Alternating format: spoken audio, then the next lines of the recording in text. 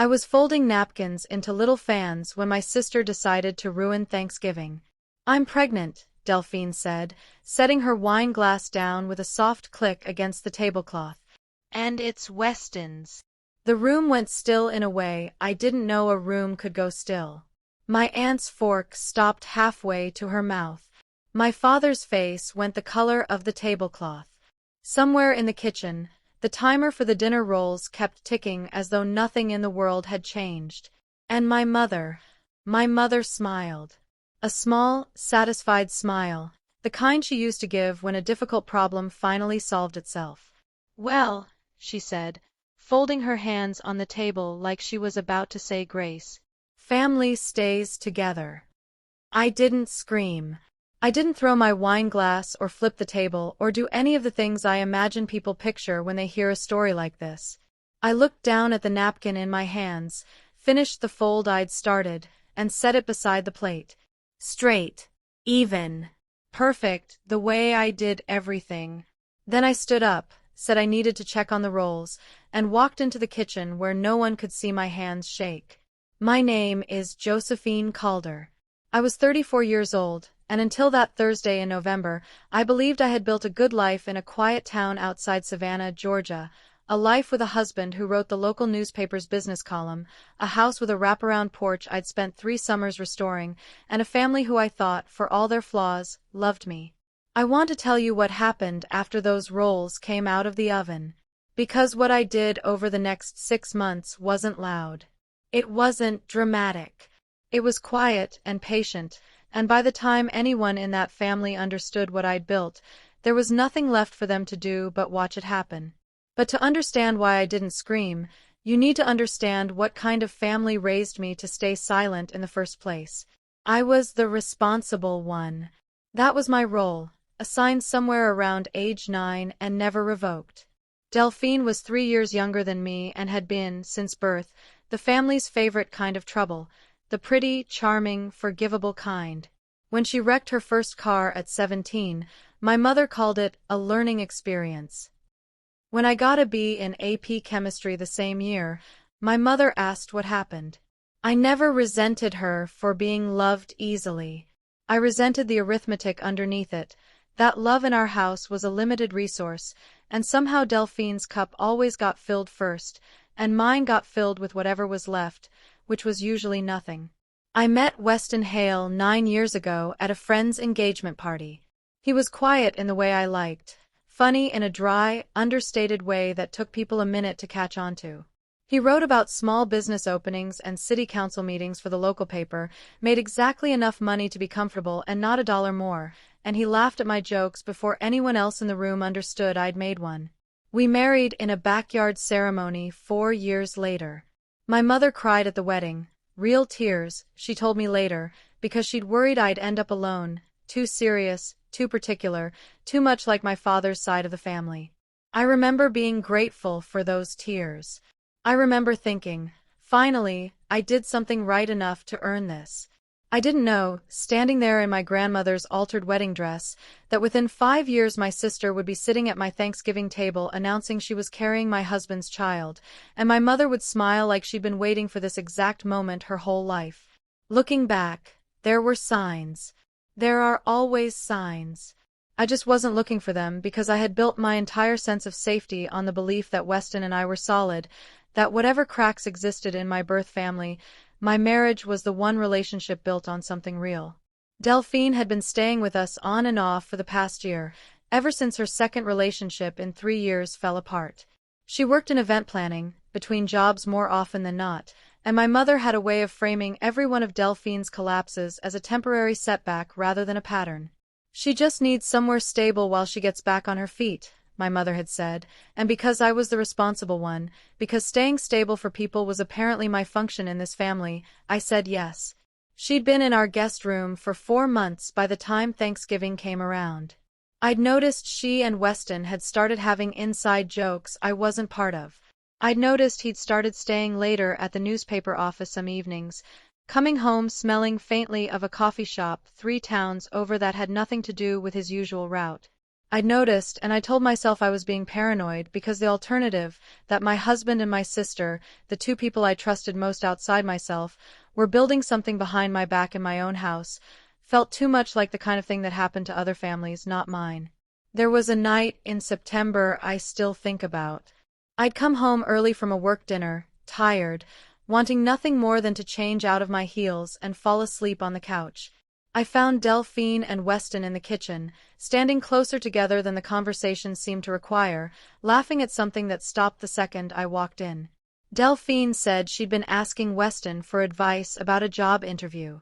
Weston nodded along a beat too late, the way people do when they're catching up to a lie someone else has already told for them. I remember standing in the doorway in my work clothes, feeling something cold settle in my stomach, and then talking myself out of it within the hour. That's what I was good at, building elaborate, reasonable explanations for things that didn't need explaining if I'd simply trusted what I'd seen. I told myself Delphine was going through a hard time and needed someone steady to talk to. I told myself Weston was just being kind, the way he was kind to everyone, the way I'd fallen in love with in the first place. There was another night in October when Delphine asked to borrow my car for a friend's birthday dinner and came home smelling like the same coffee shop Weston had started frequenting. I noticed. I filed it away instead of asking. I think, somewhere underneath all my careful reasoning, I already understood what I'd find if I asked directly, and some part of me wasn't ready to lose the version of my life I still had a few more weeks left to enjoy. By November, I had a folder in my mind of things I'd chosen not to examine too closely, and I hated later how large that folder turned out to be. I found out I was wrong about all of it, about Weston, about Delphine, about the life I thought I was living, on a Thursday, over a turkey I'd basted myself, in front of 11 members of my extended family. After I checked on rolls that didn't need checking, I stood at the kitchen counter for exactly 90 seconds, both hands flat against the granite, breathing the way you breathe when you're trying not to be sick. Then I did something that surprised even me. I opened the Notes app on my phone and started writing down everything I could remember. Dates. Small details.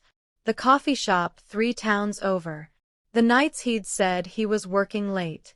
The way Delphine had started wearing my mother's old bracelet, the one my mother had promised to me since I was 12. I wasn't writing a diary. I was building a case.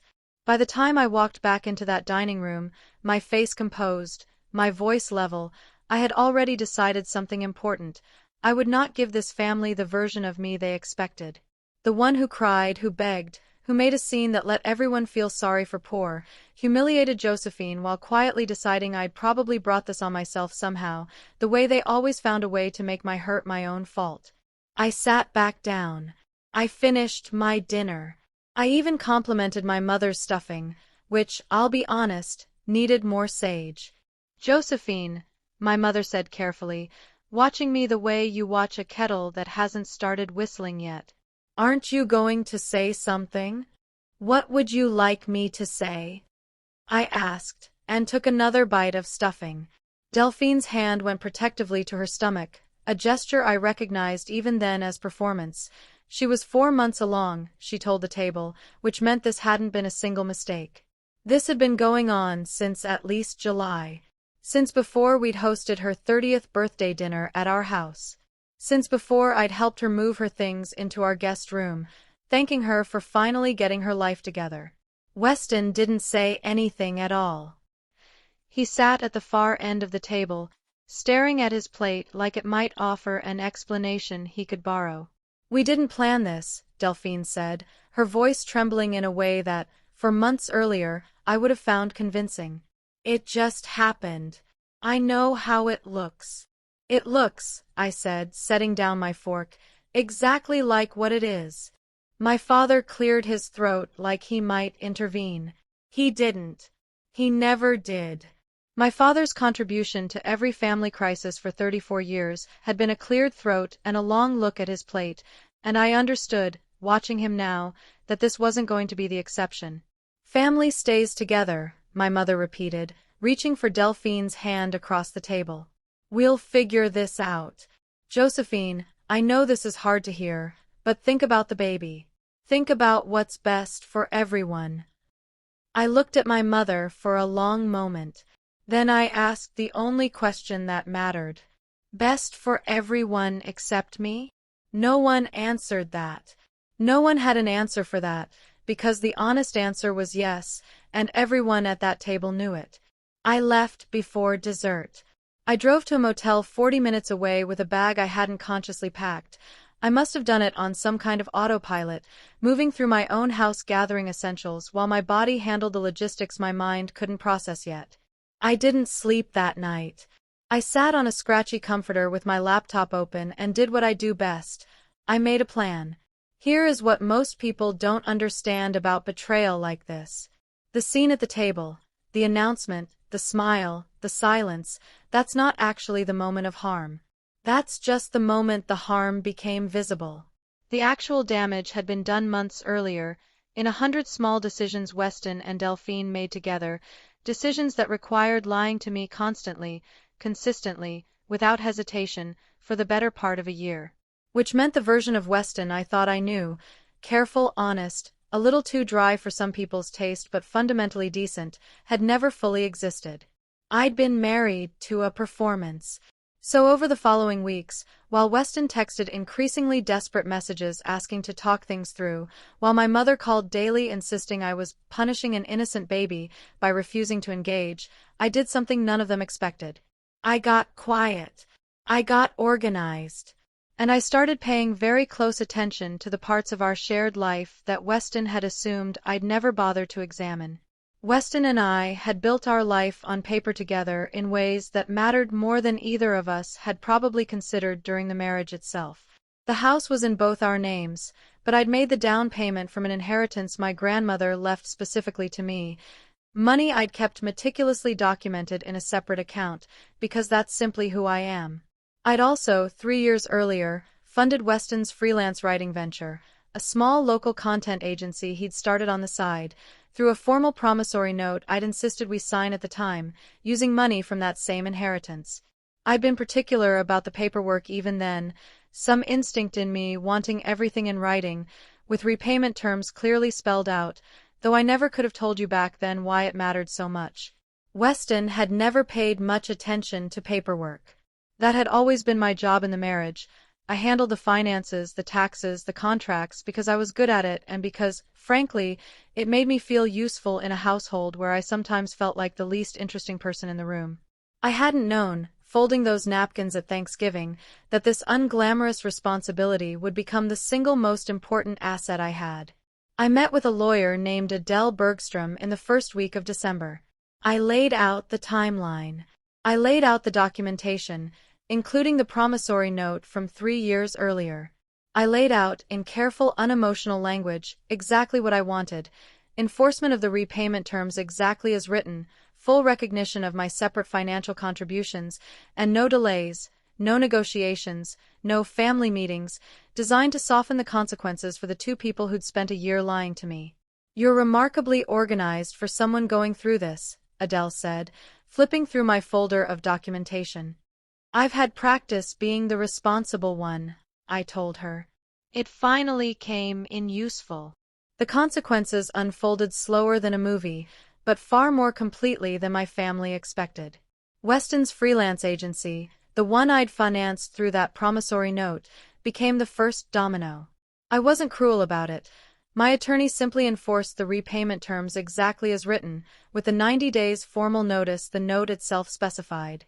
But 90 days wasn't enough time for a small agency with thin margins to restructure its financing elsewhere, especially once word got around town, and in a place the size of ours, word always got around, about why his marriage had ended. Clients who valued a certain image of reliability began quietly moving their business elsewhere. By February, the agency had closed. By March, Weston had moved back into his childhood bedroom at his own parents' house, 45 minutes outside town, driving into the newspaper office each morning like a man doing penance. Delphine's story unfolded differently, but no less completely. My mother had spent 30 years subsidizing Delphine's instability, and I understood, watching from the outside for the first time in my life, that my mother's generosity toward Delphine had never actually been generosity. It had been an investment in keeping Delphine dependent, and therefore keeping Delphine close, and therefore keeping my mother needed. Now, with a baby on the way and no stable income of her own, Delphine needed that investment more than ever. I simply made sure my mother understood the actual cost of it. I stopped visiting. I stopped calling. I sent one letter, handwritten, brief, the kind of thing that couldn't be screenshotted and shared for sympathy, explaining that I would not be attending family functions where Delphine or Weston were present, effective immediately and indefinitely, and that any future contact from my mother needed to acknowledge that choice or it wouldn't happen at all. My mother, who had spent her whole life believing that family stays together was a value everyone else was obligated to honor regardless of what it cost them, discovered that the sentence meant nothing once the person paying the cost stopped agreeing to pay it. She called 11 times in 1 week in April. I answered none of them. There was one twist I hadn't planned for, and it came in April, from a source I never expected. Weston's mother, a woman named Carol Hale who I'd always gotten along with better than I got along with my own mother, called me directly. She told me she'd found out about the affair the same night I had. Weston had called his parents in a panic after I left the Thanksgiving table, hoping, I suppose, for sympathy. He hadn't gotten it. Carol told me, in a voice tight with an anger I recognized because it matched my own, that she'd raised her son to understand the difference between hard times and cruelty, and that what he'd done to me qualified as the second thing entirely. She didn't just apologize on his behalf. She sent me copies of text messages Weston had sent his brother back in August, messages where he described the situation with Delphine as complicated and asked his brother not to mention anything to me yet, until we figure out the timing. Those messages, dated months before the Thanksgiving announcement, became the final piece of documentation Adele needed. They established that the financial decisions Weston had made during the affair, including how he'd handled the agency's finances, were deliberate rather than accidental, which strengthened my attorney's position on several of the disputed financial issues once we reached formal mediation. I hadn't expected an ally from that side of the family. I hadn't expected any ally at all, honestly, after the silence I'd gotten from my own. But Carol's call reminded me of something I'd started to forget somewhere around February, that the family I'd been born into wasn't the only definition of family available to me, and that loyalty, real loyalty, had never actually been about shared blood in the first place. By May, the picture had become clear to everyone, including, finally, to Delphine. She reached out once, near the end of her pregnancy, not to apologize, she never quite managed that, but to ask, carefully, delicately, whether I might reconsider things for the baby's sake. I recognized the sentence immediately. It was my mother's sentence, worn smooth from years of use, handed down to Delphine like an heirloom nobody had bothered to examine too closely. "The baby isn't the one who lied to me for a year," I told her. "You are. And I'm not interested in doing this family's math again, where my hurt somehow has to be the thing that gets negotiated down so everyone else can feel comfortable." She didn't have a response to that. I don't think anyone in my family had ever had a response to a boundary that didn't bend. There was a moment during mediation I hadn't expected to feel satisfying, and it surprised me how much it did. Weston's attorney tried, at one point, to argue that the freelance agency's closure had nothing to do with our separation, that it was simply a difficult market for small content agencies. Adele didn't raise her voice. She simply laid out the promissory note and the agency's financials, month by month, showing the business had been stable for 3 straight years before the repayment notice, and unstable for exactly 90 days after it. Weston's attorney didn't have a response to that. Neither did Weston, who sat across the table from me for the first time since Thanksgiving, looking like a man finally doing the arithmetic on what a year of lying actually costs. I heard, eventually, through the kind of small-town channels that carry news whether you want it or not, that Weston had taken a job at a paper 2 states away.